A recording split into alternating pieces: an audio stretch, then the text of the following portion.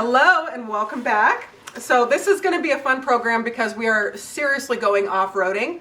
We are going to go fabric-ish. Fabricking. We're going fabricking. We're going to the ARC thrift store. Now, we might scrap this entire thing because we're going to go over and be like, there's nothing here. But we're going to go look. Sometimes I find some fabulous things. It's the thrift store that's literally next door to the doll shop. And we're going to see if they have anything fun for us. I think they're going to have something that we can take and recreate into something amazing for Grace or Elowen. That's the challenge. And if we can, I think that would be such a fun thing to add to the end of this video. Is like you doing that. Oh, so cool. So we're going to go see if we can get inspiration from Tamara, because I don't usually buy clothes to cut up to make doll clothes. Why? Well, sometimes Why wouldn't she do that? Sometimes we do with like antique clothes, but when I see people doing it like with modern stuff for Tonner dolls, and I love it. It's so cool.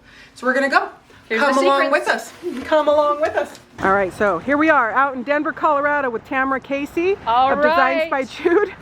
We are seriously going off-roading. It has been so rainy and wet here. We'll zoom out. You gotta carry your own weather inside. That's my my secret. Love it. Yeah. The ground and everything, it's just been so good. As you can see, it's like foggy. But it's good. So we have a vintage clothing store across the street, actually, that's in the Antique Exchange, which is really cool. But the first place we are going is the ARC thrift store.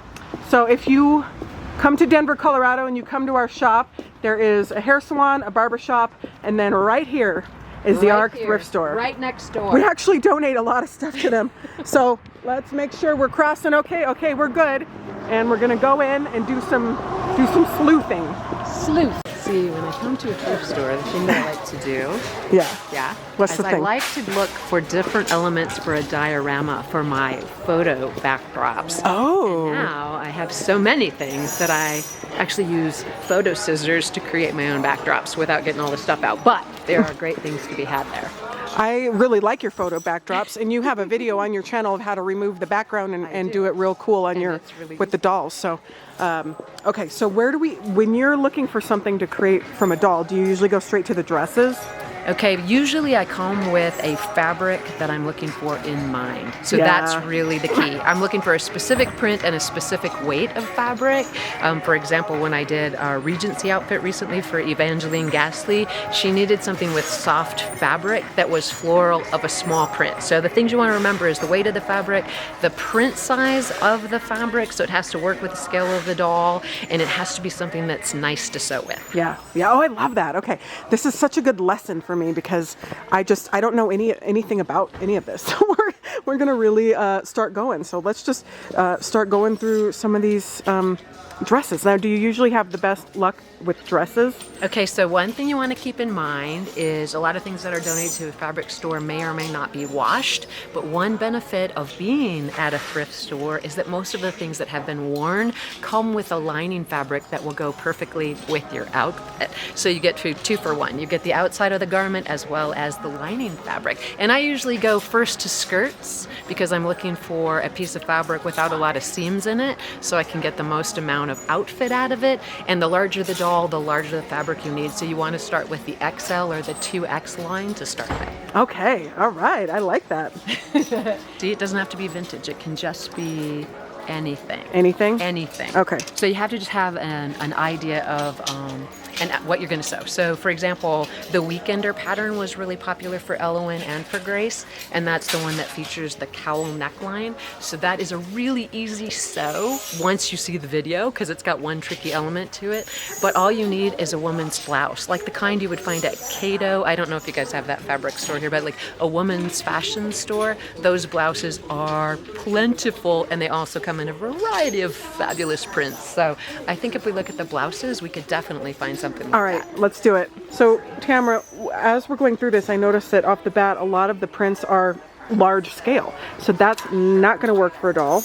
Correct. But what you want to do is you don't want to look like specifically, you kind of want to just look peruse. So if you're thinking, oh, I'm going to make something pink and I want it to be, you don't need to look at all of this. You don't look at each thing. You just kind of look, and you're looking for two things, color the print style, but also quality. You can see right away from the top of the hanger if that's a garment that's been washed a lot or worn a lot, because that looks bad, even on Grace second time around. So you just kind of want to look just like this. I'm seeing like this, for example. I see that this would work as an overlay for a Regency style dress if you see the type of fabric that it is. Now this one has a little bit of that natural wrinkle in it, but I just bought a brand new serger. I'm going to do a video on it. It's so fabulous, and I'm going to create a beautiful hem. But this is an example of that. Let's find out. Like, this is a little bit big of a print, but when you think about how the doll's going to wear that, that could actually work for one of those cowl dresses. It might be a little big. You might want to consider which doll you're sewing for. A larger BJD doll could totally channel this look. So love that. Okay. The other thing you want to notice besides just the print is how there's very few seams in this. You're only going to be able to get a lot of use out of the back of a dress, especially, or excuse me, of a top. If it has a lot of pockets on it or it has a bust seam on it, that's going to limit the amount of area that you can use to actually cut the fabric. Another thing you want to think about is that you're cutting the fabric out according to the grain line on the pattern, and just so you know, the way that I would wear this would be the grain line on the pattern. The way that they create the actual garment is the exact same way that you would cut the pattern out for your doll as well. Oh, I love that. And so we're obviously also trying to get larger garments too, because we get more fabric that way. And how many dresses can you make out of, say, this, if you were going to do this? All right, so if I was making Elowen dresses, I would of course use the back first because that's going to give me the most continuous fabric without interruption. But this one, no pockets, so another few dresses out of the front, and then don't forget the sleeves. The one thing I will caution you with on upcycling your own personal fashion or at a thrift store is that you want to avoid the armpit area, because as you know, we all naturally exude a little chemical there, and you don't want any stains on the fabric. So like I said, you can pre-wash it. It's already been washed, but you just want to be aware of any kind of staining, and it's going to occur at the armpit the most. That is such good advice. Okay, so now I'm curious, how often do you use adult thrift store clothing over newly purchased fabric? Well, I have a fabric stash that could be enviable by most people. Yeah. I have more fabric than... We have this saying in my family, whoever dies with the most fabric and eyelets wins, and that's going to be me. It's going to be you. There. Okay, yeah. so... but in general, whenever I'm making something out of wool, I always get it at the thrift store because I find that the best selection of color is there. So when you're looking for a golden yellow or a bright purple, you can't always just walk into a Joann Fabrics, and if it's not the right season, they're not going to have the variety of colors. And like I said, you get the lining as well, especially on a pair of slacks or an office skirt. Right.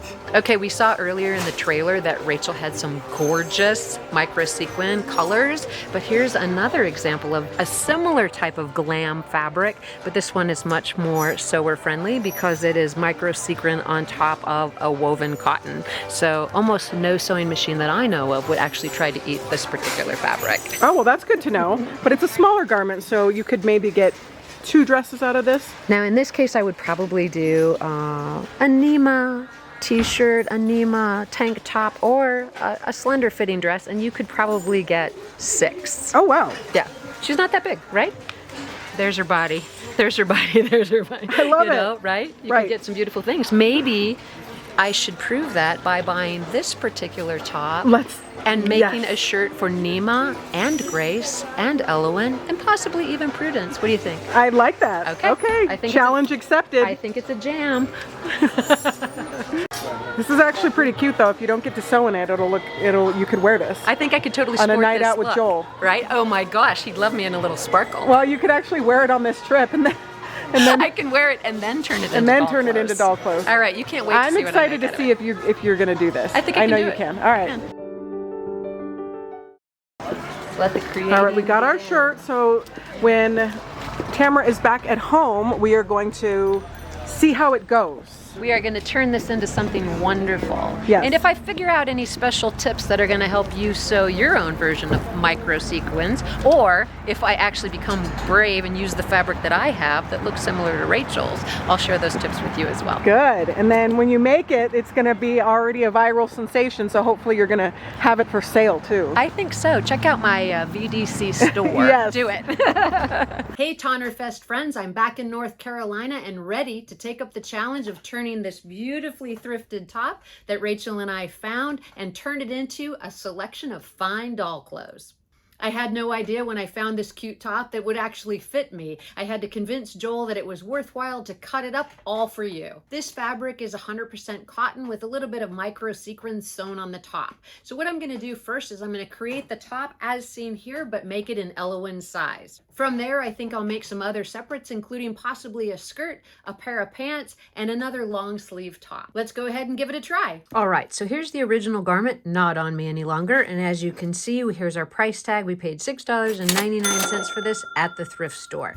The pattern that I'm going to use to make this initial top is from the Basics Elowen pattern. The neckline on it is a little bit higher than I want it to be as shown on this top. So I'm going to cut it down with my scissors, match the back section to it as well, get it cut out and get it sewn over at the sewing machine. The inside of the top reveals that it actually is made in 2 layers. And I believe the second layer is actually put there so that it's not scratchy towards the human wearing the actual top. I've already checked with the girls and they said they wouldn't mind if I skip that lining layer. So I'm actually just going to work with the top layer with the micro sequins attached and cut out the t-shirt pattern from here. So I've cut off the neckline as well as the sleeves from the fabric and separated the lining. What I'm going to do now is cut our pattern pieces out, and I want to remind you that the fabric is already going to be facing the grain line if you look at how it was constructed for the human person to start with. So I'm going to fold the front of the top in half, get my t-shirt cut out, and sew it together over at the sewing machine.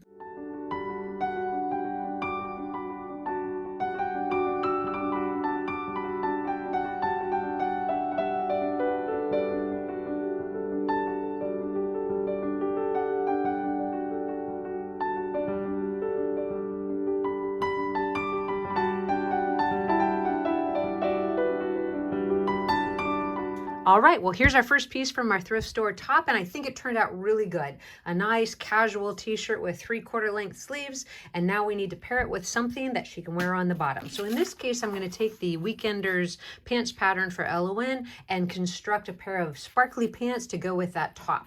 I'm going to use the lining that was originally on the top in this case, because after making the t-shirt, I find that this weight is pretty light, and I think it would do good to have a little bit of stability with the lining for the pants.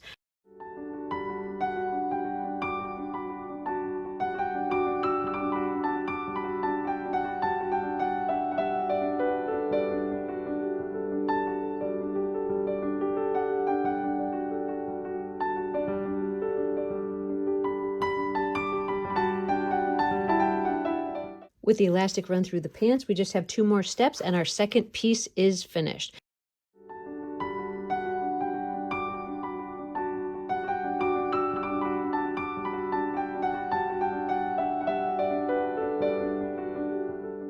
So here are the pants complete from our thrift store top. And as you can see, we have a lot of material left. So let me look into my pattern stash and see what we can come up with next. So I walked away from the project for a few minutes and I started thinking about what else I'd like to make. And I think I would like to try to do the coat from the VDC Club Grace Travel Chic pattern. If you remember, this is a waterfall front coat, which I think would look great out of this fabric. Plus, I can also use the lining for that. And then for the final piece, or second to the last piece, I'm going to try to either get the dress from the Weekender pattern for Elowen, or actually just the top. But I'm hoping to get the dress because I think the cowl will drape really nicely with this shimmering fabric. So let me start with that travel chic coat, and we'll go from there and see how that turns out.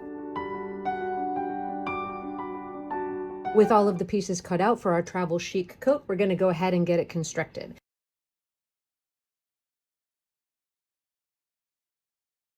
The waterfall coat is really shaping up. We just have a few final steps attaching the lining to the exterior portion of the coat, and we'll have our third piece constructed from our thrift store top.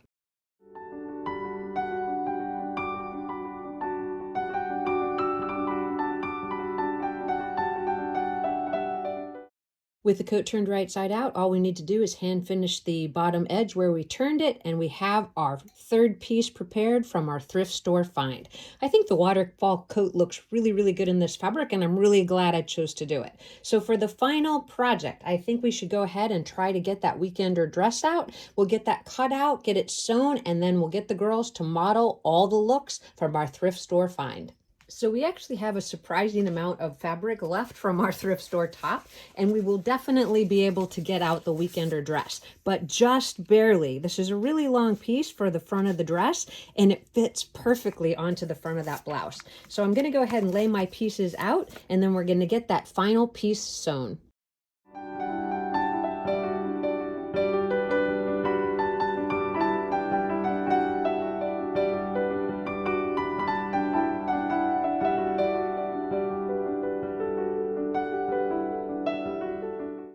With the neckline of the dress sewn, all we need to do is get our side seam sewn up and give it a hem.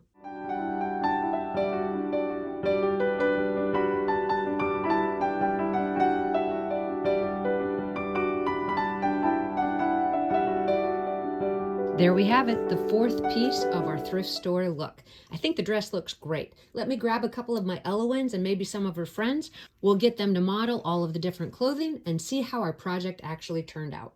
Well, my Tonnerfest friends, we've made it to the end of our thrifting extravaganza. In honor of that fun thrift store that Rachel and I had a chance to visit, I think I'll refer to this as the ARC collection. I hope you all have a great Tonnerfest, and if your plans include a trip to Denver, Colorado to visit with Robert Tonner and Rachel, remember to stop by the ARC thrift store and pick up something for yourself that you might be able to create several one-of-a-kind fashions for your favorite fashion doll. I'm sure you'll find something great to create your own ARC collection, and I can't wait to see what you make.